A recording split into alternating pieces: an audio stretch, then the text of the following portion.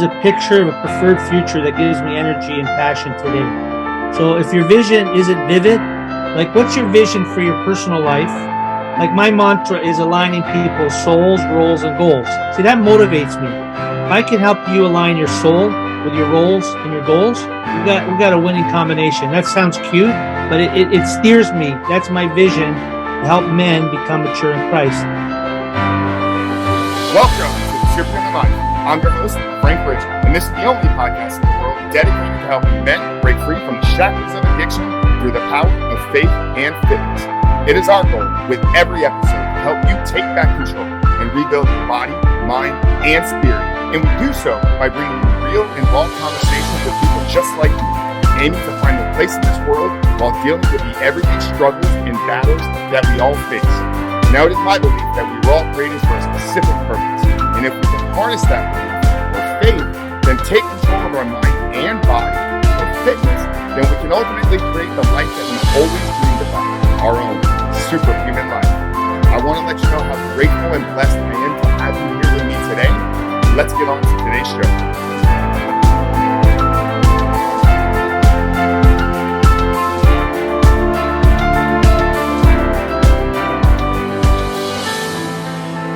What is going on, guys? Welcome back to another amazing episode of The Superhuman Life. I'm your host, as always, Frank Rich.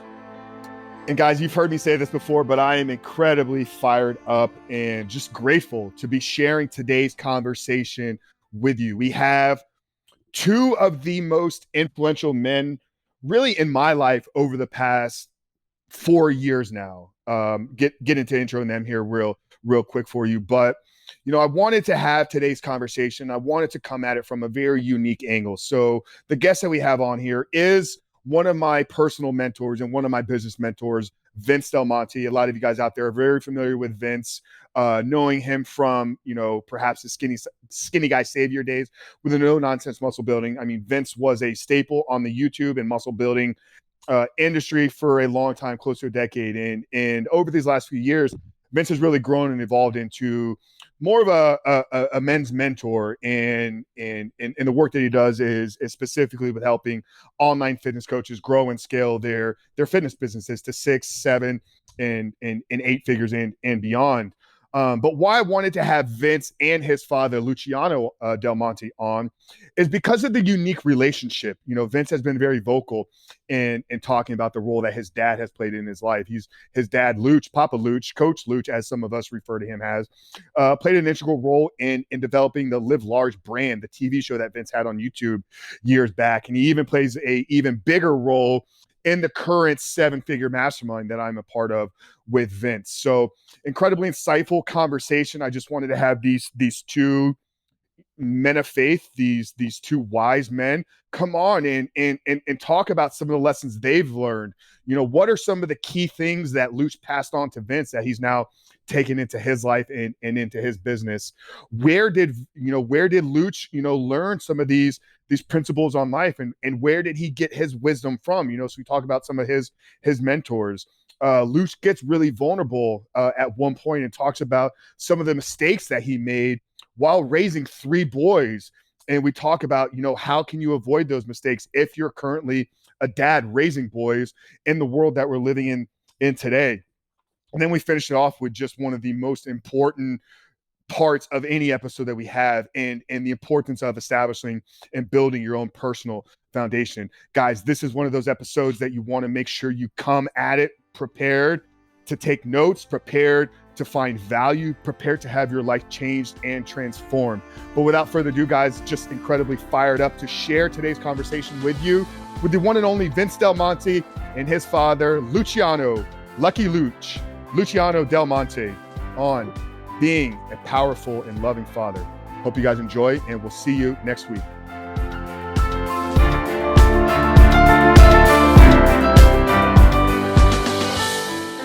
Vince and Papa Luch, good morning and welcome to the Superhuman Life. Yeah, good morning.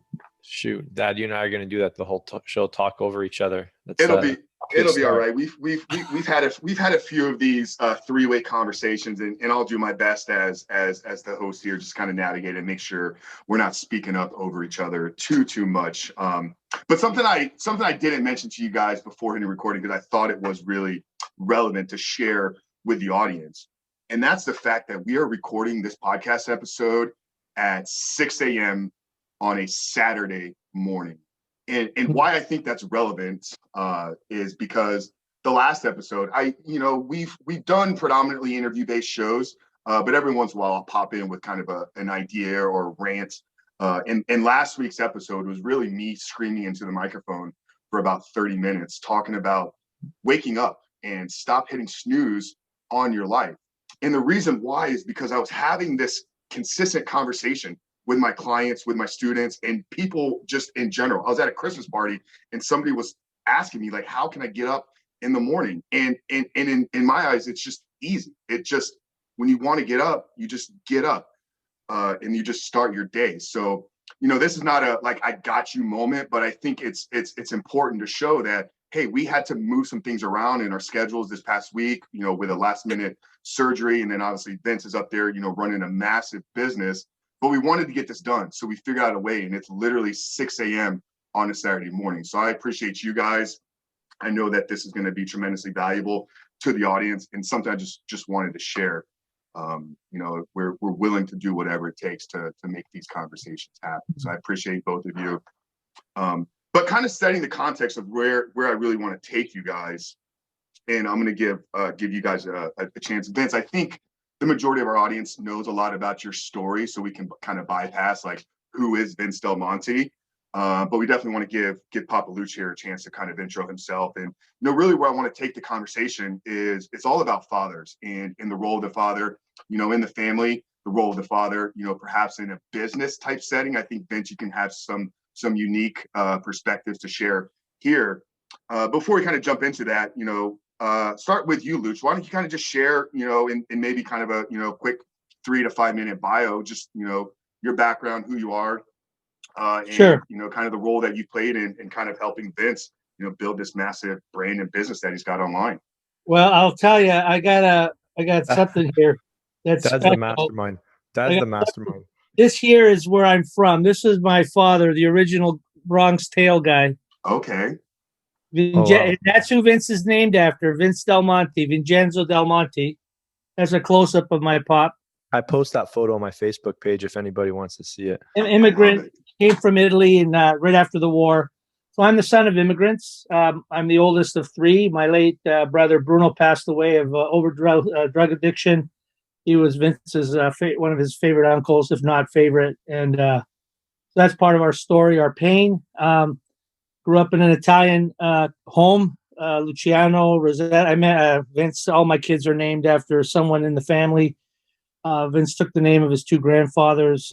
Rosetta is my wife, Rosetta. Married, 3 great sons most of the time, and 3 amazing daughters in love, 7 grandkids. Those are my greatest claims to fame.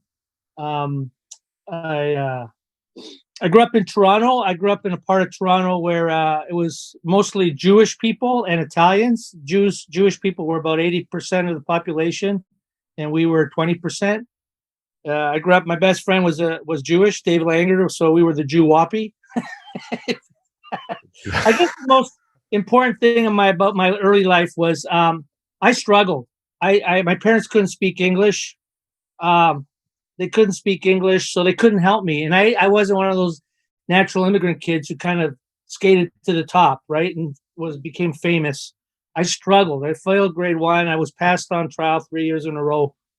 And life was just a struggle. And teachers didn't know what to do with me until the 9th grade when I went out for track and field, kind of a last-ditch effort to survive this life. I didn't know that at the time. And I ran the mile, 4 laps around the 400-meter track, and I happened to run it I almost died, 5 minutes and 17 seconds, which was pretty fast for a 14-year-old who never put on a pair of shoes, running shoes.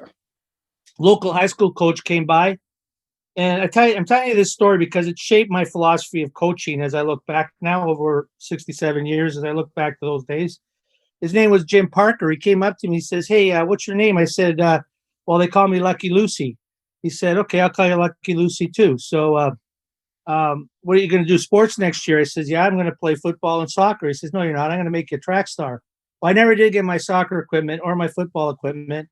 The day I arrived on high school campus there, William Lyon Mackenzie, he got me a pair of plastic Adidas, used probably 15 times by other kids, running shoes and spikes. He says, I'm going to start training you cross country. Well, first year I finished like 100th. It was horrible, like in the finals in the race. The next year I finished 4th. And then the year after that, I was invited to a scholarship to the University of Wyoming. So because of a person, that's my whole point of this. It wasn't a religious guy. He wasn't anything. He was just a regular high school teacher who took an interest in this kid who had long, shaggy hair, thick eyeglasses, and said, I'm going to make you something that you're not. And my parents didn't know I had this capacity. Everybody in Toronto knew me as a runner. I was probably bigger than the legend went out to be. I wasn't that big at all. I was just a little guy. But that defined me. And so I ended up going to Wyoming. I failed there horribly. Like on my scholarship, I lost it because I drank too much and partied too hard and happened to eke out a good race or two. But the big one was I got injured. And I had to come home with my head between my legs and ended up, it was the best thing that happened though. I met my wife at the university I went to here in Ontario, and we met in our Italian class. And next to my salvation in Christ, there's a close, between her and God, I don't know who really saved me. I know, I can tell you my wife was part of my salvation. And so that began our journey in 1973. And then we were saved again. I came to know Christ in 1974, October the 6th. After a years long battle with my will and God's will, I Christian word is surrendered. I actually have my little card here. I wrote down on my card in 1974, as God is my witness, I've decided to surrender every area of my life to Jesus Christ. And I didn't even know what that meant. I'm 22 years old, and I make a decision like that changed the rest of my life. I don't think I've ever backslidden. I made a decision that was so defining. I had my ups and downs. I've sinned here and there, but I've never had like a 5-month or 6-month or year-long relapse. Like from the get-go, out of the blocks, I was all out for God. So that's kind of defined me. My wife and I were at a winery last night, one of Vince's favorite places in Niagara Falls, just reflecting on how hard those years were and how stupid we were at times. We didn't know any better, but all out commitment defined us. First, you make your choices. Lesson number 1 today. Then your choices make you.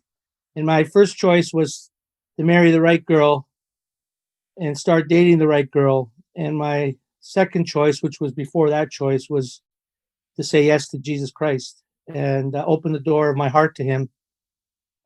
Those were 2 defining choices: who I married and who I chose to be the boss of my life, the CEO of Me Incorporated. Is that okay? Is that enough?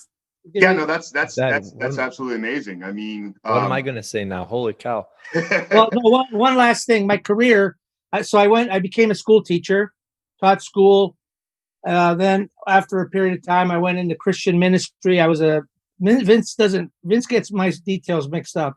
I went into Christian ministry for a long period of time, working primarily with university students. And then for about 20 years of my life, I worked as a pastor in sizable churches. And then the last 10 years, I've been working as a coach. And Vince has been good to give me, a lot of his people have come to me to be coached and even pay me, which is like, I've been a nonprofit. But Vince kept saying, Dad, you got to go into the profit business too. Yeah, no, that's amazing. I mean, I started working with Vince back in 2017, and although I came to him for business building principles. I mean, ultimately, like he is, him and obviously you have played a massive role in my transformation and really, thank you, putting together how I now view the world. I mean, there's been a handful of times that Vince and I have had one-on-one personal conversations about struggles that I've been going through. And I seek him for guidance. And, he's been very humble as like, hey, I don't think I have the answers here, but I know my dad does. He's been very, very instrumental in passing along some of the lessons that he's learned. So I appreciate you for sharing that intro. I think that there's a lot that we're going to be able to extract from that here as we kind of continue on. Vince, with you, I think where I'd like to start, for you, something I mentioned before we started recording, like in this kind of, call it influencer circle. I don't really like that term, but from fitness coach to growing and evolving into the business coach and really being a mentor to men your entire life. One thing that has really been a staple in your entire journey. I mean, you can see the growth of Vince for the last 11 years. Like you've kind of grown up online. I mean, I can go back 11 years and see some of your original YouTube videos. But one thing that's been consistent in your content and in your messaging has been your dad and his influence on your life. Can you maybe just for a few minutes kind of share with us how growing up with Luch as a father and has shaped your values, has shaped you as a man, and why that's been such an integral part of your business? Yeah. Well, man, where do I start? So I think just to give people some like specific details, like, early on, just I think more pictures will help people because I have like a lot of like movies in my mind. So, uh, first of all, the way to describe my dad is he's highly engaged to the point where we get a lot of text messages, probably more text messages than you get from anybody, not per week, but per day. So, so my dad is he's a people person, the way, we describe, my, late Uncle Bruno is that Uncle Bruno didn't know, half of Toronto. He knew all of Toronto. And, that's the kind of the family we grew up in, a big Italian family. But, um, my dad did latch on to a few things that he's passed on to us that we'll pass on to our kids.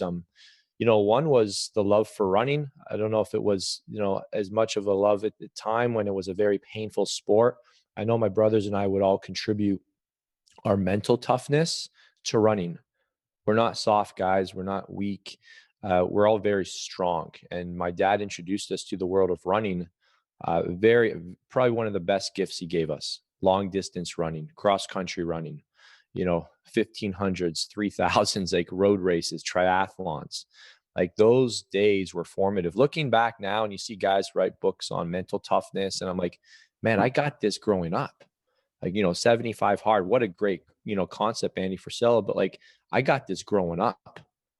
I didn't have to, get told to do something crazy. This was just my upbringing. So that's a big staple. A second big staple was books. If you go down to my dad's office, even at all of our homes, there was just, you can see right now in the background, just, and you can see in my office, just books and books. We go to the movies and my dad would always bring a bag. I'm like, Dad, what's in the bag? And he'd have like 6 or 7 books. Well, just in case it was a bad movie, I put my light. So we just grew up around books. We grew up around running. We grew up around family.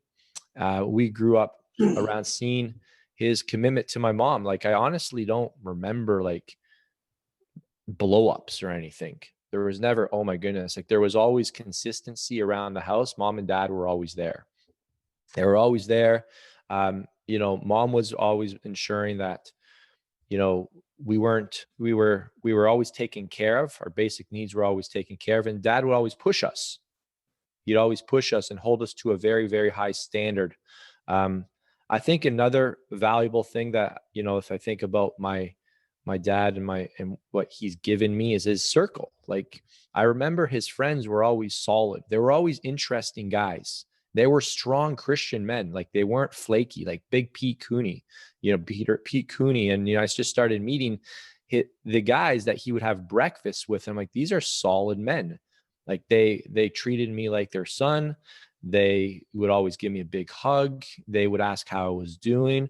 So I had a constant, front row view of like what it meant to invest into people.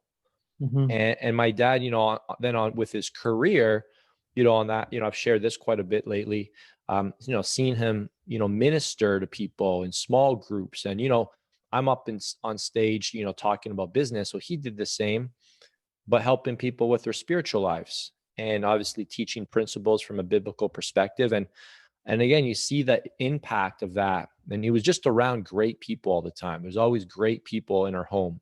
And I think all of those things combined made up for some pretty good ingredients to bake a pretty solid son, if you will. And then, there's a lot of other, interesting things, but those would probably be the main ingredients. And then just like a constant push to pursue a personal relationship with Jesus. That was always been there. Christmas gifts were always devotional books.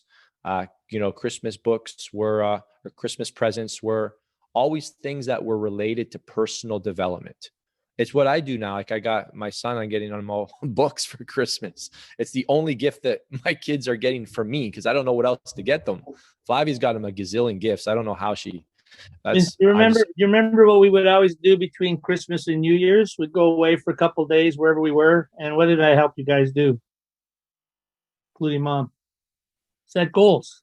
Oh, set goals. And that's a good one. We should talk about that because what a simple concept. On the first of every year, we sit down at the kitchen table. My dad would get a white piece of paper.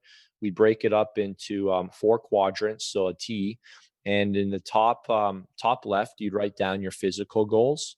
And then the top right, you'd write your intellectual goals. And then the bottom left, you write your relational/emotional goals.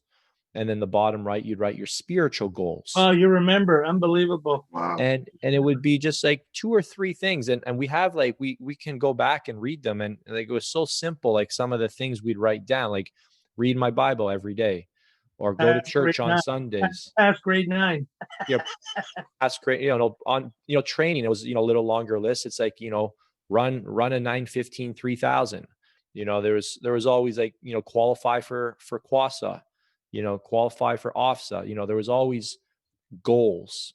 It was always, and it's funny because that's where my life went. I became very numbers driven, with sales and what I do now and growing and hitting certain targets. I'm sure it was all rooted in those foundational years. So I think one thing I'd say, just to kind of say, this sounds a little too good to be true, Vince. And I think a lot of people wouldn't understand this, but my parents did set a high bar. And Frank, I think this is important to share because you hear, like, my father's an example of somebody who proves that you don't have to be a failure. Like, yeah, he has his things he had to get over, but like, he didn't have to blow through 10 marriages to get it right. He didn't have to lose everything to get it right.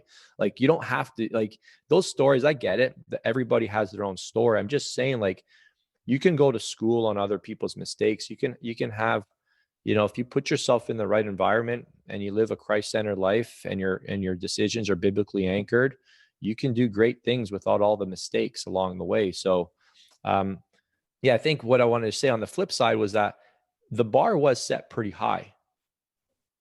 Like, the bar was set pretty high. So it was never direct pressure, but there definitely was like, man, this is tough. Like, I got to live to this standard all the time. Like, I got to go to Bible studies the rest of my life. Like, it was kind of like something, I got to, guard my eyes all the time. Like, I got to watch what I, say and do all the time because someone might never read a Bible and I'm like the only witness they'll ever be. Like, so there was this kind of a bit of a pressure. Like, I got to go to small groups all the time with some of the people in Bible studies. They're not doing anything with their life. I want to go do something. I want to go make a name. And they're like, these guys aren't doing anything with themselves. They just want to talk and read the Bible and pray. I'm like, I actually want to go build something. I want to create something. So I think that's where too, like, I started to just see that, that's probably where my dad started getting a little scary because I wanted to really, like, maximize all this. But yeah, there was some pressure. It was like, okay, shoot. So, I had a love for the world as well. I'm not going to lie. Like, I had all the same friends that probably most people did. All the Italian Gino guys, we go to the bar, we line up the shots, we'd invite the girls to have some drinks, and we'd chase the good times. So I had a season of like, Saturday night Vince and Sunday morning Vince. So there was like a conflict of like, which Vince, who is the real Vince? Because when you not live under his shadow, but maybe that is the term. Like, you can kind of like, yeah, you kind of have his protection. Like people are like, oh, Vince is a good guy. But then when you start to live a separate life, that was probably the struggle that somebody like me has to figure out. Like, who's the real Vince? Am I going to be my own man, or am I going to blend a bit of this stuff? Like, I had to figure out, like, what do I really believe? Yeah. Does that make sense? That, Oh yeah. Yeah. No, I got to hold absolutely. back Yeah. because all kinds of things come to mind. but And I'm a product like my dad of, like, I got lucky too meeting Flavia. Like she gave me a shot, and I think I kind of saw that opportunity. She didn't want to know anything about, and I didn't have a crazy past or anything, but my late 20s, we went out more often than not. And, we went to the bars more often than not and did the bottles and stuff. But, but Vince, I want to say one thing to Frank's brand or his focus. As a father, I think where I failed Vince, I was very much into, my dad was a mechanic. So he said, Luciano, you never take care of your cars. Like, you always bring the car to me when it's broken down. There's two ways to take care of your car. One is preventative. The other is crisis. You always come to me in a crisis. It always costs you more because you wait till it all falls apart. all right.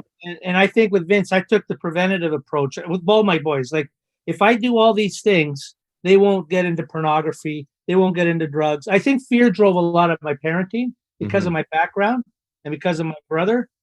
So Vince probably had a battle with lust like every guy does, but it could have been greater than, I didn't make room for him to breathe. Like he really struggled probably in that area too. All my boys probably did, but my wife would always tell me, don't lie to the boys about sexual purity. Be clear, be honest, painfully honest. I still remember sitting in a car with him once reading a paragraph from a book called The Sexual Man, because I really wanted him to understand about that masturbation was normal for men, and yet as a kid, as you're evolving, like, don't put yourself in the hole of depression but I'm just saying there were these secrets that you develop as a kid, right? And and if your parents are highly committed, you can't breathe because I should have known that. I taught in a Christian school, and the kid who shouted the loudest that his parents were part of, that was a private school, they shouted the loud about porn and all this stuff, and yet their son had the biggest battle with it. I don't know if the kid's still alive today. He may have got, like, I just have I know a guy who hung himself because he couldn't talk about it in church. He hung himself. He was he was in his 30s. That's not old, but he was that fearful. So I think, I don't want to go ahead of our conversation. Well, no, you're. I think you're right on. You're right on target here. I think this is something that maybe we can kind of even narrow in even deeper into because of the work that I do and with the coaching and everything. So I think, go ahead, Vince. There is a right and wrong way to live life. Absolutely. A lot of people say, oh, you just got to live your own truth. No, if your truth is stupid, you shouldn't live your truth.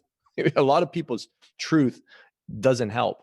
So, we were raised based on timeless principles of the Bible, and where we're getting our wisdom from is like biblical truth, right? And, I grew up on books like this, like Every Man's Battle. Every man's guide to winning the war on sexual temptation, one victory at a time. So, my dad equipped us. I don't think he was so much, maybe he was trying to protect us, but I think what he did a great job of, in his defense, is he prepared us.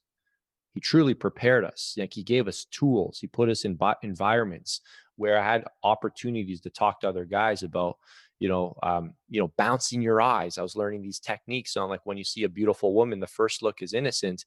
It's the second look that's a sin. And I'm like, okay, that's a great tool. Like I can't control, like, when I go to the gym, what a girl's going to wear, but then you're like, well, you can control what time you go at. And if, a beautiful girl walks right in front of you, yeah, you can acknowledge, but then it's the second look that gets you into trouble. So it's like, okay, that's where we have to start to fight. And then you start having these tools. Like, so it wasn't stuff we just talked about. It was very practical. And I think my dad just really kept it real. I mean, we've had all sorts of like crazy things going up. Remember when we should put this one on the podcast, Frank, when you had slow speed dial internet, and I took my parents' credit cards and I started ordering porn. on his credit card. I don't remember how old I was, but I was You were trying to. just a kid. You were a teenager, you And were then like, I don't know how I got found out. It was on the credit card. I don't know how Well, I it had thought to it have was. shown up on the billing statement. Yeah. Yeah, I mean, you clearly weren't on my legal. CIBC card. So So I Rosetta comes to you and she's like, Luch, what are you ordering? And then you got to figure which one of the three boys. Initially, no, to fit, that's the good story. I was afraid. I wasn't sure if he was going to share it. I wasn't going to share it if he didn't bring it up. But I think I had a choice in that moment. I mean, as a dad, especially a sports dad, you have a choice. When your kid fails in his own eyes, your parenting really shows up. When they succeed, it's easy to be a great dad. Cheer them on, way to go, son, reward them. But when they fail in their own eyes, and maybe if you've been athletic too, in your eyes, that's when the test of being a dad comes through. And then the other test of a dad is, what do you do when you find out your son is struggling with an area that you're struggling with, but now it's on your kid? Well, after I flipped out on him, we went down to the basement. He probably doesn't remember this. And I awkwardly said to him, why don't we read through Psalm 51? And it was a psalm of confession, David's psalm, where, he prayed that psalm after he committed adultery with Bathsheba. Now, this wasn't at that level. This was a kid struggling with just learning about himself, curious. It was not more than that. And we prayed, and I don't think he wept, but I did. And I just thought, he's got to get it out of him. The window's been open. And my wife had a prayer that the kids would be for innocent as long as possible, like, because we knew what the world was like. And I pray that for my grandkids, that the Lord keep them innocent as long as possible. There's a really effed up world out there, and but you can't protect them forever. They can't stay in the Garden of Eden forever. Yeah. And I think true. even then I got the job at Jumbo Video, and Jumbo Video, right? So Jumbo Video, I don't think they had an adult section, but they had the thriller section, and they had, the comedy section. So, I was the guy who put away the movies. I love this job because I got 10 free movie rentals every week. And I was the guy that made the popcorn, and I have to carry these big bags of kernels over my shoulder, and it made my arms look a little bigger. And I had to sweep the floor, and it was a Jumbo Video on Thursday, Friday, Saturday night. It was ram packed. It was the place to be to go get your videos. But it started to open up that window a bit more to, like, if I was always like curious, like, if people brought back the thriller rentals, sometimes there were scantily clad women on the covers or the back, and I could get a little peek. And then, so it opens up this window of curiosity. And I don't know if this is what I knew what was happening was there was this like massive rush of adrenaline. There was this thrill, there was this excitement, but there was also this fear. There's also some guilt. And I'm like, where is this all coming from? I used to sneak movies out the back of the place, because the back office, I would put some of them in. I would put them in a bag, and I'd bike home with them to watch some of these. They weren't porn. They were just like, you just fast forward it just to get a glimpse of a girl maybe going into a shower without her clothes on. And I would ride home, and my heart rate was probably pumping faster than like 180 beats a minute. And there was just this adrenaline and thrill. Mm-hmm. And so what I started to see was like all this stuff my dad was warning me about was like, it's going to lead to this. It's going to lead to this. So I started to like actually wrestle. I think what my dad, when your parents give you like, hey, this is right and this is wrong, you actually start to force yourself to fight and wrestle earlier on than when it's too late. Imagine being grown up. Oh, it's normal to do that. Hey, just try not to do it too much. Hey, just like keep the door closed. Like, it's like, no, I'm doing something that's wrong. So I think I started to address these fights earlier on in life before they kind of accumulated to a point where it was like, oh man, I've got this addiction. How do I break it? There was a constant wrestling ever since day one. Does that make sense? Like even then I wasn't like, this is normal. Like people say, oh, it's okay. Go, my kids are going to have sex anyways. I might as well just tell them to wear a condom. I'm like, that's your parenting? Well, Are you kidding me? yeah, let's take it right there and flip it from, story time with Vince. I think we'll get back to that, but Vince, you're a father to a boy, to a boy that will grow into, a teenager, will become a young man, and then, obviously we don't have to explain what It's happening so fast. exactly. Now So knowing, Lou shared, some of the things that perhaps maybe he didn't do correctly in as far as those conversations with you and Michael and Adrian. How, if you haven't yet thought, I'm sure you already have thought about this, but in preparation for that time comes when you begin to have these conversations, how are you going to navigate it perhaps a little bit differently? And what advice perhaps can either one of you have to, men out there that are fathers with young boys, men that are fathers with teenagers, or even perhaps a teenager that is growing up without a father? Like, can we speak directly to those men right now? I'd like to, Vince, let me say one thing. Just I want to preventative here. I think what my thought pattern. I was obsessed. I was not. Got a couple things here I pulled down from the shelf. Two ideas. Like I had a poem I memorized when the guys were small, called "My Little Boy's Dad," and I memorized this great poem here. My little boy's dad. At the last stanza says, "I may never come to glory. I may never gather gold, and men may count me as a failure when my business life is told. But if my little boy can just grow up godly, then I'll be glad. Then I'll know I've been successful as my little boy's dad." Now, whether that's right or wrong, that was my obsession. I didn't have the obsession Napoleon Hill had to think and grow rich. He said that bottom line of that book is today's obsessions become tomorrow's realities. More than anything, and again, it's probably because of an absence in my life, I wanted to have a marriage that was worth the trouble, like that my marriage mattered, and that my kids I would not be the reason my kids walked away from God. That if they walked away from God, it wasn't because dad was an asshole or a bad example, but they walked away because they intellectually or morally just said, you know what, I'm out. Dad, it's not your fault. It's not mom's fault. I didn't want to be the one who I was the reason for their defection. Now, there's a great verse, and Tim Keller, who's one of the best Bible teachers out there in Manhattan, he quotes this, Proverbs 19:18. You want to write this down for your people. Discipline your son while there is hope, and otherwise you will ruin their lives. And he says the word discipline there is not punish. It's coach. It's the closest word we have today is coach. So I was into discipline/punish, not discipline/coach. I think Vince talked about some tips. I think later on you begin to realize I need to, okay, this is how you're playing the game of life. Here's a thought on how to do that better or how to tweak. Like I came in like I came in like a tank and tried to force change on them. And I think what I ended up doing was they would retreat. And each of my boys is different. Vince is the one who gives me the biggest pass. He forgives me the most. My other two boys are more analytical. Like yeah, you did hurt me, Dad. Like that really did hurt. And Vince protects me. I don't know why. He has this. He's kind of got. But we were the hardest on him. Truth be told, we were the hardest. But because he was maybe the firstborn. But discipline your son while there's hope. See, there's still hope when they're in the house. There's hope, and you can coach them and guide them. But that's why it's important to spend as much time. I mean, I just see guys obsessed with their success at work, whether it's online or offline, brick and mortar.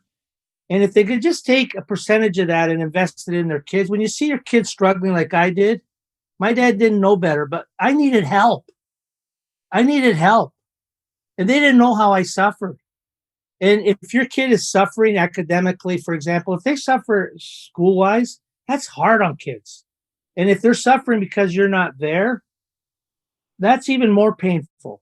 If they're suffering because they've got something in their DNA that's just they're struggling, whatever, that's another thing. You get help. But if they're struggling because you're not present, that's bad. To me, that's wrong. So I felt that deeply, that I don't want my kids to suffer because of malpractice as a parent. I want to do my best, not just to give them presents, but as they say, to be present and engaged. So I hope that helps to understand. Like Yeah. Rules without relationship lead to rebellion. And so I did invest in the relationship. And the other plaque I have is 50 phrases to encourage your children. Oh Like, wow. I memorized these little things just because I needed help. I wasn't parented that well. Um, so I kind of did my homework. There's no excuse today to be a lousy parent or dad. There's no excuse. If we're lousy, it's because we've made other choices. So that's where I'm at on that. Sorry to be a bit amped up about that, but that's No, passion is what we're all about here. You can't you can't tell. God, this is amazing. For those of you, I was able to find my my little boy's dad's poems. I'm actually going to link that down there in the show notes for you guys Wow. that are curious in what that has to say. Vince, I think where your dad was speaking about being a present father. I think this is something that you've really brought into your business. I mean, I feel I see like my dad is set such a high bar. Like I'm already starting to see my deficiencies. Like kind of no, it's like I've got this business, and my dad, he was fully immersed in his work. Like he was always in demand. He always had small groups. People always wanted to be around him. Like so, I get it. Like we would look at his success differently because it was through the church and that compared to how many members do you have, how much you guys bringing in per month. uh mm, but like the drive to be successful within the Christian ministry, the Christian world is just as oh it's yeah, the absolutely. temptations that's all still there. So I think what I really respect my parents for is like they truly did shift their time. My dad came to all of our running races. He was the dad I used to get mad at him. Not mad, but I would be like, Dad, you don't have to come to District 10. Like District 10, the parents don't come to that one. You can come to Quassa, and definitely come to OFSA. All the parents come to OFSA, but District 10, it's just, don't worry, I'm going to do well at that one. So he'd be behind in the bushes. Like, he wouldn't even tell us he's coming because we'd get nervous or frustrated. We were coming around the corner midway through the race and he's in the bushes. He's like, Gove, come on, Surge. I'm like, Dad, what are you doing here?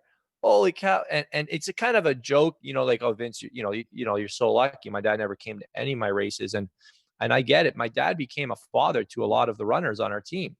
Like he'd go to events that I wasn't even racing at and he'd be cheering people on. So I mean, it would be great for you to ask my dad, just like, I don't know if it's a combination of his faith and being, grown up in an Italian home and just loving people. Like we love people. Like my dad knows, like the reason I was so close to my uncle Bruno, I have a picture of him on a little thing with him. We're doing a shot of espresso together. I think we put a little flavor in that one. Might called it they call it a cafe correcto. You put a little sambuca in it. And I like really enjoyed those experiences with other men. I think that my dad took it to another level where he was having these experiences with other men on the most vulnerable topics that men can talk about. The stuff we're talking about on this podcast, right? And talking about like not so much what you're doing with your life. And my dad taught me this. He said, how often do you talk to your buddies about who they're becoming? Right. It's like, hey, so what are you guys doing this month? Eh? So what are you guys working on? What projects you guys got going? Oh, yeah, yeah. What are your big goals for next year? It's like, so you happy who you're becoming as a father? Like guys don't have these conversations. Like, you and me, Frank, if we're hanging out, this will come up. Like actually did come up when you and I were all hanging out, and Rudy, when we were in San Diego, we actually got to sit down and have like real man conversation. And I think men want this conversation. My dad really showed me, like he helped me probably prompt a lot of these conversations with other men. And I know a lot of guys, like even in our circle, when we hang out, they like Vince is coming over. He's probably going to, get us in a conversation tonight about something other than just something superficial. And so I think my dad always, that's a gift that I'm definitely going to pass along. Like I'll be the guy that prompts, a good conversation. Yeah, I was catching myself at a few holiday parties and just events the past couple of weeks. This has just been an incredible kind of few years journey that I've been on. But being in these social environments, you know, years ago, I was a guy dead center bar, kind of leading the party, you know, drinks on, shots, this and that. This year now, it was all different. Like I'm in the corner having a deep conversation one-on-one about vision and goals and legacy. I mean, literally like at a Christmas holiday party with everybody open bar over there. Like we're just talking about, you know, the next 5 years, what we're trying to create in the world. So with Luch, like, you know, were there men as you were growing and evolving as a father that were speaking into you, or where were you kind of getting some of your lessons in your that's mentors? a really good. That's a good. good. I don't know. I woke up about 3:00, not knowing where our direction was going to go today, and I was thinking of all my favorite movies. So right now I'm retiring, but really I'm refiring. I've already got a number of Vince's guys lined up. They want to pay. Well, they're already paying me to coach them, but they want to do more in the new year. But I was thinking, who have been my movie heroes? Well, I'm watching all 6 Rockies again. Rocky got me through the 70s. Rocky 2 got me through the 80s. Rocky 3 and 4 got me through the 90s. And of course, the last 2. But that I'm thinking about Rocky's been an archetype for me of a man, evolving man. And then I think of The Patriot, Mel Gibson's character in The Patriot. I think of Gladiator. I think of William Wallace. Like all the men that I admire, and I'm maybe the odd guy out, like are all protectors. They're fighters. They all have a theme in common. And I'm wondering, why am I drawn to these guys? Like I must be sick. Like, because I think I may be living in the wrong era, and I'm sure I'm not. That's what I'm drawn to. And my wife, I'm glad I married a woman who wants to be protected and wants to be loved, not just in a sexual way, but in a intimacy defined as a woman does, not just, sexual intimacy, but just emotionally and spiritually. And I'm glad my wife doesn't try to be a man, like she's a woman, I'm a man. Like we don't blur the distinctions over here. And having said that, my one son has done a couple flicks on homosexual men and that world. Vince knows about the transgender story with, we are people of grace. I think we are. I have my favorite book that I have in all my books is called Families Where Grace is in Place. Not where control is in place, but families where grace is in place. When grace is in place, there's room for growth, evolution, but I think I've had a lot of disillusionment with mentors. My main mentor, the guy who actually invited me to receive Christ, he's on his 3rd wife. He's in Thailand somewhere with this. He's 75 and she's looks to me like 22. Some people go bizarre as they get older. So I've had one of my best mentors was Ken Lotus from Seattle. He passed away. Everybody disappoints you a bit, but Ken stayed true to his marriage. His sons to this day, all in their 40s, love their late dad. I wanted to be that guy. My original mentor, his kids don't want anything to do with him. And yet he brought me to Christ. God used him to bring me to Christ. And his bad example actually has helped me to have a stronger marriage and try to be a better father anyways. So sometimes a bad example can actually work for you. My best friend is a mentor to me. He's Chad House's dad, Tom House. Yeah. You know Chad probably, right? Of course. Yeah, we had Chad on the Chad was episode 5 or 6. He was one of the originals. Isn't that so cool how Chad's dad and my dad are like best buddies, and the secret, Tom and I won't get off the phone without telling each other. We don't need covenant eyes, although we went through a season where we both were on covenant eyes. We tell each other tell them what that is, just for listeners. They might not. Frank may know, but it's basically an online service that you can register for, and they help you patrol your what you see and what other people know that you see and don't see. Yeah, you guys know here. Listen, you guys are familiar with that. We have a partnership with Covenant Eyes. If it's something you're looking at exploring, I'm going to link it down there below. We have a code, Superhuman. We'll give you first month for free. Oh, excellent. Yeah. Good. I get it. Okay. So, but Tom and I, we tell each other the last 10%. I think as you get older, your friends become fewer. Your real friends. You start to see some of your friends fall off, like their secret lives. You start to see their secret lives there's a scripture in the Old Testament, what you did in secret, I will reveal publicly, like related to David. What he did in secret was made known publicly. So that's a bit scary. So, but anyways, Tom and I, we don't get off the call. You know, we greet each other with some vulgar terms, and then we know that we still love each other. I won't use those terms here, but then we just the next half hour, 45 minutes is like just intense, in depth, and then oh, by the way, where have your eyes been this week? Where's your thought pattern been? Wow. And just in doing that, in just telling the last 10%, I'm gonna have another good week. I know I'm gonna have a good week. Revealing your feelings is the beginning of healing. He who conceals his transgression will not prosper, but he who confesses and forsakes them will obtain mercy. Mercy comes when you confess and forsake. You won't experience mercy until you actually put it out there. And, you know, the Catholics, the Orthodox, the churches that have confession weren't all wrong. They, like today, Protestants say, well, we don't have to confess. We go right to God. I said, really? When was the last time you went right to God with confession?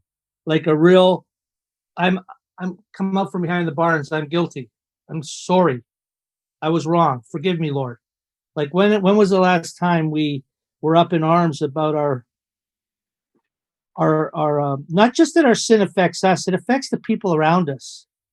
It erodes the trust.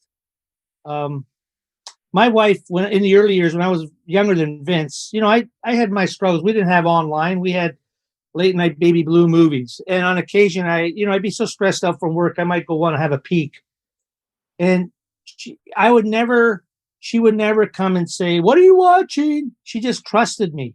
Her trust made me want to be a better person. Like we didn't have all these rules. Like if you do that, I'm going to do this in response. Like when there's rules without relationship lead to rebellion. And I just see a lot of people having this fake kind of accountability that results in people hiding rather than revealing. So I think we have to create environments of grace where people can tell the last 10% and then move on. I don't know. Does that fit with your paradigm? No, 100%. That is so powerful. I'm looking over Vince's shoulder right here at the words level up. And, you know, I have obviously things that I discuss on my coaching calls with my men. You know, I serve as the accountability to them. But hearing you speak about when you get off the phone with Ken, Chad's dad, it's like the last bit, it's like, where have your eyes been? And I'm thinking like, who is holding me accountable? Who am I having those conversations with as the coach, as a leader? Like, who am I going to for that accountability to make sure when I show up to my guys that they're getting the ultimate, you know, best version of me? So you just challenged me there to kind of look at, you know, my circle. You know, I have tons of men that speak into me on a consistent basis, from Vince and you guys know Josh extremely well. You know, we talk on a daily basis, but just hearing you speak that, I mean, at your age, at your level of success, I mean, with the family and the grandkids and everything that you're doing, that you still have that checkpoint in your life. It's just so incredible to hear, because I think no matter where we get to in life, we need to ensure that we always have these checkpoints. We always have some level of accountability. So a man has to talk with other men about his body. We've got to be more, we've got to talk. Our body is the temple of the Holy Spirit. And it's so easy to move men into guilt on that. But I just think we just need to have raw conversations about what's going on with your body. What are your needs? Like one of the guys, actually, you guys know Joel Marion. Joel asked me to coach a friend of his years ago. And one of the topics that came up was porn. So I asked my Jewish coach, who didn't share my worldview necessarily, my Bible worldview. He called me the Bible guy, the clergy guy. I said, Ken, how do I help my buddy? I wanted to know how a non-Christian would help a Christian sort out pornography. He said, well, I can see why you would want to do it this way, Luch, but why don't you just ask your client this question? So you're using porn. What relationship do you want to continue to have with porn? And the guy stood back and went, I don't want to have any relationship with porn. Okay, so the fact that you're using it, though, what need is it meeting? And so that opened up a whole world of opportunity and change for him. And actually, that guy today is still married to the same gal They both survived affairs early in their 30s. They went on to have a great marriage now. This guy's an owner of a nice franchise. Like, life has gotten better because we took a different approach that didn't cause him to hide, but caused him to open up and reveal, and then get some. Revealing your feelings is the beginning of healing, as they say in NA, Narcotics Anonymous. Revealing your feel. That's a great concept. So I know that's my thought on that. Like, ask people, go deeper, right? Even the whole idea of lusting. Like, Jesus didn't say don't look on a woman. That's impossible. But just look deeper at her. Look at her deeper. She's someone's daughter. She's someone's mother, maybe. She's someone's sister. She's someone's wife. Like, you can't not look at a woman. Jesus didn't say don't look on a woman. He said don't look on a woman to lust. Don't look on a woman to dress her down. Yeah. Like, defraud her. Yeah, those are the things that you start to understand. I remember Athletes in Action, they taught us to look at a woman through Jesus' eyes. Oh, wow, that's powerful. If I was Jesus, how would Jesus, like, if Jesus had my eyes, how would he be looking at her? And those things, like, oh my gosh, you can win this battle. I think what's really encouraging for people listening with all the stuff we're talking about, all these battles, they've already been won. They've already been won. We just have to go through our process. But it's really refreshing to hear my dad share all this, because I think guys are kind of think that they're suffering alone.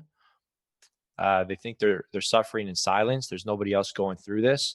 And then there's all the shame and guilt, then there's embarrassment. And then, deep down, people know this isn't right. Like, what I mean? It's not be silly here. But then you've got society that laughs at these topics. Like, this is normal, but it's like, no, it's not. Name one thing that's normal about this? You're defrauding a woman every time you do this. And you would let other people do what you're doing with these women, with your wives? Yeah, really? Come on. What are you smoking? But then you have to, the message is to wake them up. But then, you need the safe spot for them to say, okay, so how do I get through this? Because this is a lifelong battle. Even the fact that my dad's talking about this right now, doesn't this go away when you get a little older? Nope. It intensifies, really? So, I thought, like, when I got married and after I turned 40 and my hormones drop a bit, it's just like, it's an easy one to manage. I thought this was just something I have to work on in my 20s, 30s. It gets worse. It doesn't get better. I got to imagine, I've never been married, but I would assume, in a marriage with multiple, children and responsibilities and stress and things like that, the thought of a release through porn just probably at that point just seems like an even better idea than somebody that's single. So yeah, it's going to continue to get harder as your life continues to get harder, because and you take on more responsibilities. A woman needs her needs met in a different way, right? A guy will, talk for 10 minutes to get, sex for an hour, but a woman needs, an hour of talking to, do 10 minutes of sex. The dynamic wasn't set up optimally. So both parties have to work towards each other, but with different languages, different love languages. So that's hard. Yeah. Especially when, right now, the stage I'm in, 3 young kids, you're exhausted.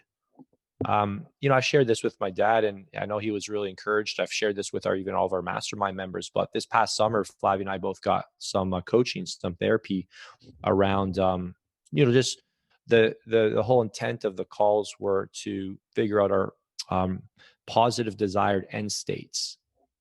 We did them separately as individuals, and then we did them as a couple. And one of the things that we want is to build a marriage together. We want to build a relationship together. So that's been like a good anchor to pull us towards, like, when you're fighting. But what typically pushes the couples apart in marriages is fatigue. You're both exhausted. I'm working all day, she's working all day, and there's no room for rest. And if there's no room for rest, there's no room for intimacy. If you're both tired all the time, then you just want to go to bed, sit on the couch. You think you're connecting, but you're just watching season 4 of Vikings with another bottle of wine. That's not connecting. So you really have to work. I think that's, maybe to bring it back to one of the top traits my dad gave us, is he really demonstrated that a relationship requires work. like 10 times more work than you can imagine. It's hard and it's constant. Like, oh my gosh, you have to constantly think of somebody else's needs if you want a marriage that goes beyond surviving. And it's possible. That's the good news. All of this is possible if you make it a priority. I think that's what my dad's done a great job of, is his marriage is a priority. His walk with Christ is a priority. And you see that through his decisions. You see that through his relationships. You see that with the impact he's had with, hundreds and thousands of men over the years discipling. So, like you said right at the start, first you make your choices and then your choices make you. So all of these battles can be won. I think what I respect most about my dad is he's figured out which battles are worth fighting and which battles have to be won. I think, Frank, that's why you've got your podcast here too. I feel like this is the journey you're on, and where you're feeling really called to do. You're seeing which battles actually matter. And I think you're right. And I think, we're at the end of a year, and one of the things that I encourage men to do every year at this time of year is pick a Bible plan. This is so painfully practical. Like whether it's the 1-year Bible blog or the daily walk, which is really the daily sprint, or even start whatever your form is, all these things are scaffolds. You need the scaffolding to get you to the essence. Ken Blanchard, the 1 Minute Manager, talks about before you go into mentoring with someone, make sure you have essence. And the essence of it is a relationship with God. And the scaffolding is, I got to read this book. I got to meditate on this book. I got to hear it, read it, study it, memorize it, meditate on it. Like the group I have on Friday mornings that Mark Avens runs, he's one of Vince's clients. Corby's in it. Coach Corby Waters is in it. Corby he's Vince's head coach. He doesn't miss. I've got a bunch of aspiring millennial online guys like you in there, and like you guys, and we're going into the Word. I got one of the guys, he's working through a 2-year, he's going through this, Discipleship Essentials. I said, let's stop the bullshit. Let's stop skating with your Christian life, and let's dig a little deeper. So he's going through Discipleship Essentials. What is the church? What is justification? Like, we're doing some work. We're doing some holy sweat equity. And I'm just kind of tired of the McDonaldization of discipleship. We make McDonald's versions of disciples. And I mean, this is painful to talk about. I know it's painful for Vince because he actually introduced me to him this summer, Carl Lentz. Vince phoned me, he says, Dad, I want you to meet somebody. But it's not just Carl. Poor Carl. Carl will recover. He's got money to get therapy and help, but the damage is done. Like your kids, and the kids will forgive, and the wife will forgive, I hope. But you've got not just him, you got that other guy, the guy from Liberty University. I have 2 nephews who go to law school at Liberty, Jerry Falwell Jr. He got his wife involved with the pool guy. Like, this is coming from the most conservative, not the liberal branches of the Christian church, but the most conservative places. We have this heinous stuff coming out, which Hugh Hefner couldn't come up with it, or whoever. So there's something wrong with the way we're, like, Carl grew up at Liberty University. He grew up in the most conservative church world you can imagine. And it just shows you, when we put competence and charisma ahead of character, we're setting people up for a fall. When your biggest thing is 700,000 likes on Instagram and you're showing pictures of yourself with your 6-pack abs, it's one thing for you and Vince to do it. Like, you guys aren't in the pastoral space. The people, even non-Christians, Joe Rogan called him out. Joe Rogan said, what is this guy doing? Did you have Joe on your show? Or no, I haven't had Joe, but I've heard that. I wish I could have Joe on the show. But I remember that episode where Joe talked about that. And I was, another close friend. He felt sorry for him. He says, another close friend of ours that knows Carl very well, Dan Long. I get to see Dan almost on a daily basis. And, we have very close, very intimate conversations. And this is something that he's kind of struggled with on a personal level because of his relationship with Carl. And I brought that back up. And it's like, Joe foresaw this, because I believe that episode that Joe did was like 1.5 years, 2 years ago. Like, he almost saw the writing on the wall. Like, hey, this guy needs to kind of check what he's putting out into the world. Is it really in line with what he's saying? go into another field or something, right? Like go into anyway. I didn't want to get off on that, but I think there's something What did there. you say when you put charisma? What else do you what are the things you said when you put when you You know what? elevate I what too just made much? that up. When You you got to put put competence and charisma before character, character. yeah. Oh, charisma and competence before It's not character. that competence and charisma are great. If you come by them naturally, well, competence you got to develop. Charisma, you can, jazz that up. But at the end of the day, who you are is who you are. Vince is taking notes for his Monday morning social media Well, that's why preparation. We're going to see that on the IG late next week. This is actually I mean, a good representation of our relationship. When my dad talks, I take notes. Like Frank, I got a page. I got a page and a half, and I need almost 2 full pages of notes here. So I'm actually not saying much here because I'm just listening. I'm like, I don't have a whole lot to say here today. I think I do need to say this to make sure you guys. There's a few things I do want to say too. Yeah, you go there first. No, all my boys are getting help now in their 30s and 40s. They're all getting some outside help for their personal life and their marriages, and I have to believe, and I'm proud of them for it. Although a year or two ago I would have been like embarrassed that my kids have to seek out help, but I can't. If you grow up in a family like ours, where achievement's a big deal, you do some damage. You don't mean to, you think you're doing your best, but I'm so glad that they've reached out for help, like Vincent Flav with his performance coach therapist, my other boys with some things that they're working through, and you know what, I'm so proud of them because I want them to finish well. I want them to finish this damn race. It's a long race. It's not a sprint. It's one, like Mark Twain said, life is one darn thing after another.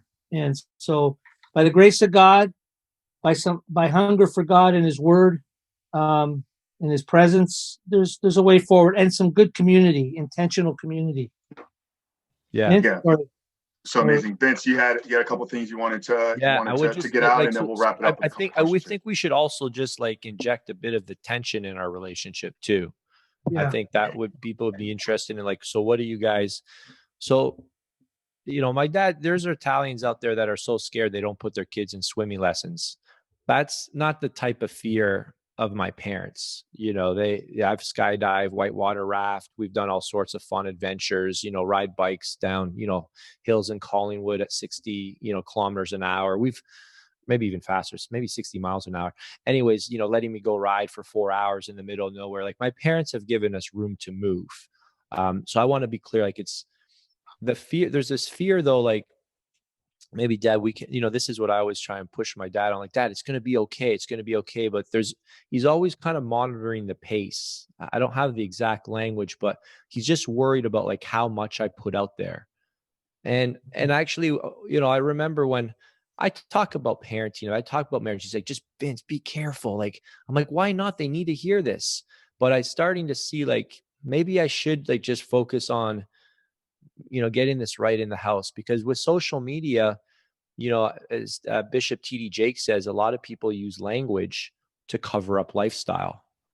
And that really spoke to me because I'm guilty of that. I know what to say because I have a father like my dad. I can put posts up on my social media that come from the wisdom of a 67-year-old, not from the experience of a 41-year-old.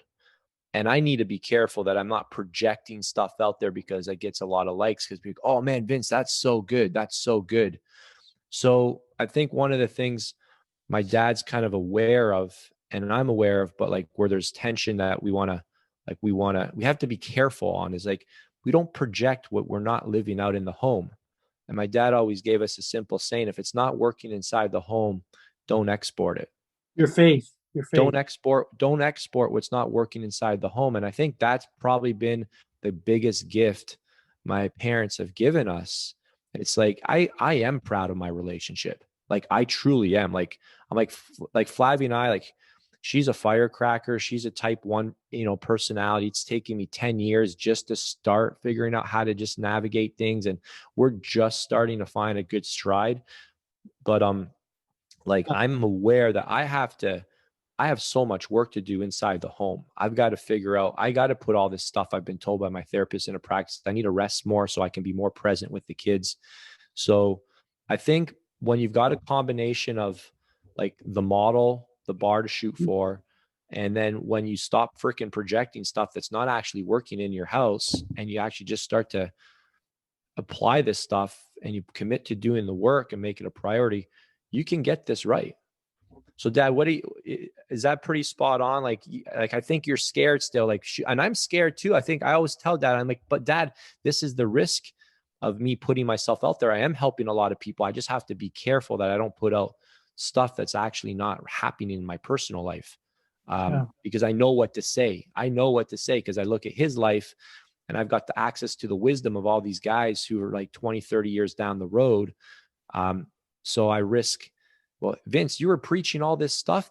Look what just happened to you. So that's probably my personal fear too. How do you phrase it? Like you get exposed. You're like, this guy was a fraud, right? There was a couple, I won't name them, this past summer, that the big marriage experts, and then massive, massive followings. And then they had a big divorce. And I'm like, geez. And they're like, the reason they separated, I believe what I gathered from their social media posts was like, they were both trying to, they both had their own, they were both getting in the way of each other's personal goals. I'm like, so the marriage wasn't priority.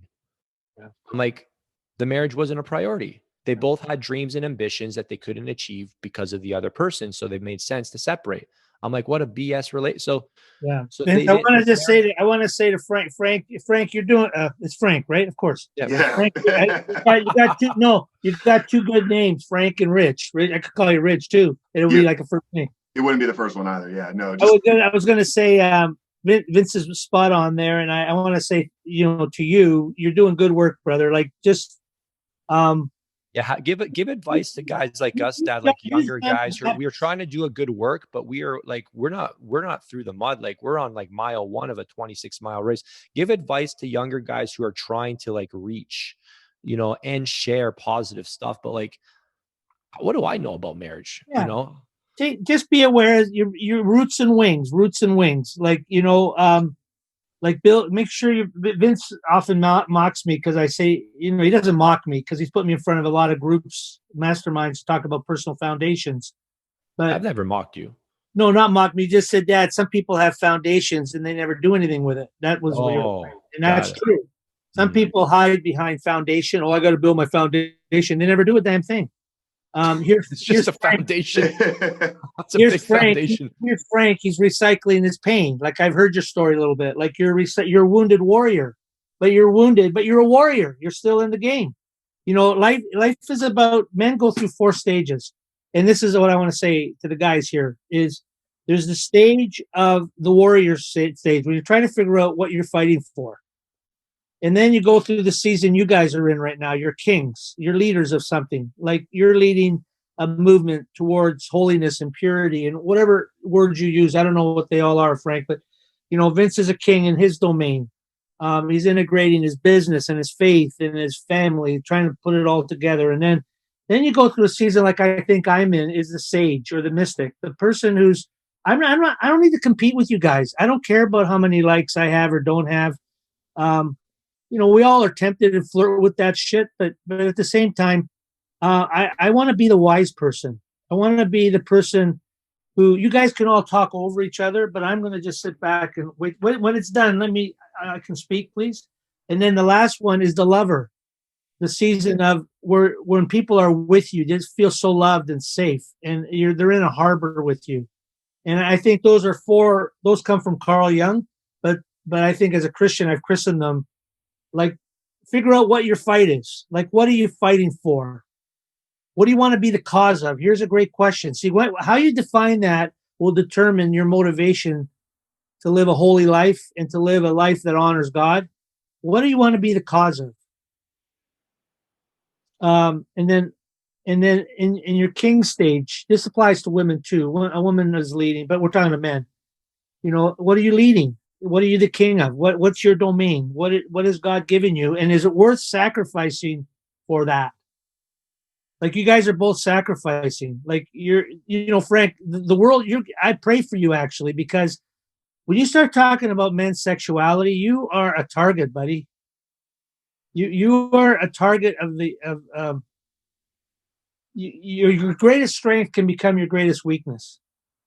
And so man, you're right. You need to make sure you have mentors around you or a mentor. It doesn't have to be a lot. And then and get to the place where you become a sage, a wise man, and then, oh Lord willing, we can all evolve to becoming, not evolve, but become the lover, the true lover of people's souls, and see people, really see them. Yeah, no, that's That's powerful, and I appreciate you both, and Luch. Just, I mean, don't think that those words of praise and encouragement, like, they don't they don't go unnoticed. I really do appreciate you guys sharing that. I mean, just real quick, I'll share. You guys know the inspiration, but just speaking on kind of the vulnerability and the openness. For me, for the longest time, Frank Ridge Fitness was started. Yeah, I wanted to help people fitness, but I truly wanted to inspire people to live a better life, to become a better version of themselves. And I think one of the awakening moments for me was looking at the content that I was putting out when I came to the realization that it was not aligned with how I was living. It was one of these moments, like, I was looking in the mirror, like, you can't continue lying to the world. You can't continue telling people to become the best version or become a better version or grow and evolve into what you were meant for when you're living with a secret. And that in of itself, that conversation, looking myself in the mirror, having that talk with me was truly the genesis of this podcast, which has now grown and evolved into completely different direction for the online business, and now has become my life's work of coaching men struggling with the same issues that I was struggling with for 20 years. But I would have never gotten to that point if I wasn't not harsh enough, but if I didn't have the conversation with, is what you're saying to the world truly aligned with how you're living? yeah. So, Vince, thank you for sharing. I mean, guys, this hour plus has blown by. I don't think I had to ask a single question. It was just a flow of a conversation. So I appreciate you both so much for your time and sharing your wisdom and your thoughts here. As we wrap it up, I think I think maybe there's a chance to squeeze in one last question. We talked about what can guys do to prepare themselves for becoming a father or for marriage. You both mentioned setting a foundation. Is there something, I know you guys are working together on a project that's going to be really unique? Can you share perhaps just a little bit about some of the foundational principles with the program and course that you guys are working? I don't want to share it all, but if there's anything you can share about what we can expect with this building your foundation that you guys are working on together. Well, we're filming something tomorrow, or actually Monday morning. Yeah, we're thinking along the lines of personal disciplines. What are those personal disciplines to level up in your home life and your business life, in all areas of your life. So there's a lot of them that I think we got 10 or 12 things, but I think what people can take away is to be intentional. Like my dad said it at the start, like if you business guys just put 5% into your, like, reading a parenting book or reading a relationship book, like if you just put 5% of the effort you put into your workouts, into your business, like you'd have a great your marriage would be amazing, your spiritual life would be amazing. It's like, I think my dad just always said, like, is this important? Like, what is this important? You have to decide. Like, you really have to decide, are you going to make this faith your own? Or is this just going to be cool stuff that you use to get ahead in life by, you can package this stuff up and monetize it in that. But yeah, you will get found out. And I think that's what I've had an example of seeing. Like, you'll get shown, you will get exposed one day. You have to do the work. So I would just encourage people to make time for, everything that we've already said. Like, this is a marathon. This is a long race.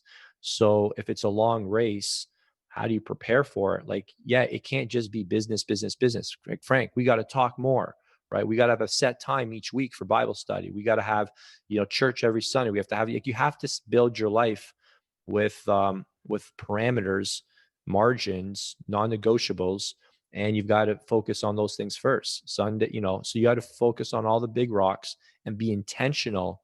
Because again, I think the encouraging word here is that you can learn all this. If my dad figured this out, if I've got a few things going, you can figure this out. I'll give you a little You have to be vim. intentional. That's my final thing. It's just you Here, got to be so intentional. this fits in with Vince. Vim stands for what is the vision you hold for yourself? Vision is a picture of a preferred future that gives me energy and passion today. So if your vision isn't vivid, like what's your vision for your personal life? Like my mantra is aligning people's souls, roles, and goals. See, that motivates me. If I can help you align your soul with your roles and your goals, we got a winning combination. That sounds cute, but it steers me. That's my vision to help men become mature in Christ. What's my intention? So vision, you got to have a clear picture.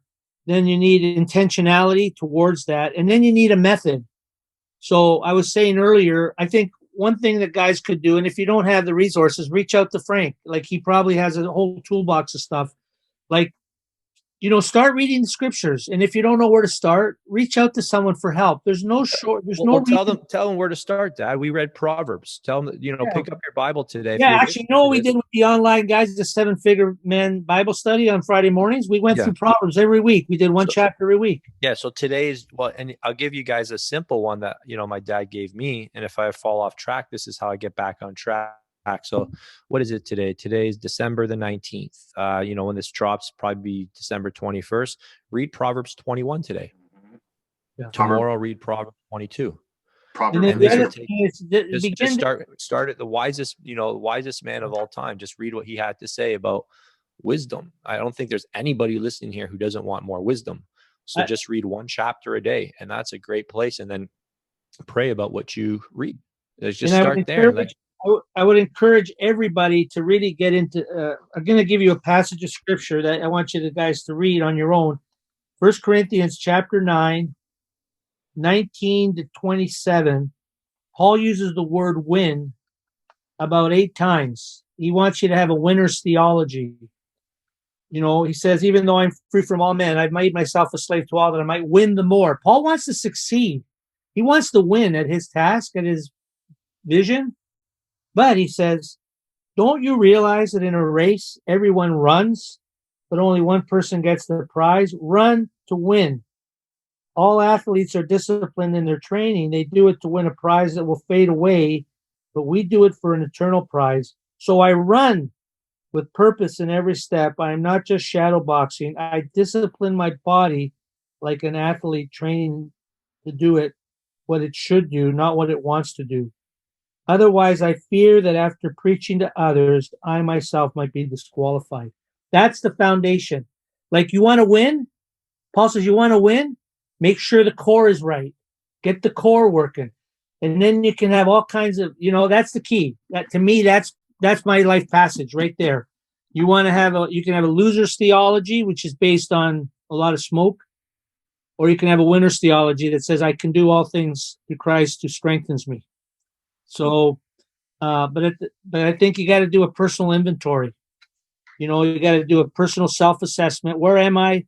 Where do I want to go? And how badly do I want to get there? And who's going to help me get there? It's not a quick fix. Here's 2, 3. I think you have to really think deeply about this. How badly do I want to know God and experience Him?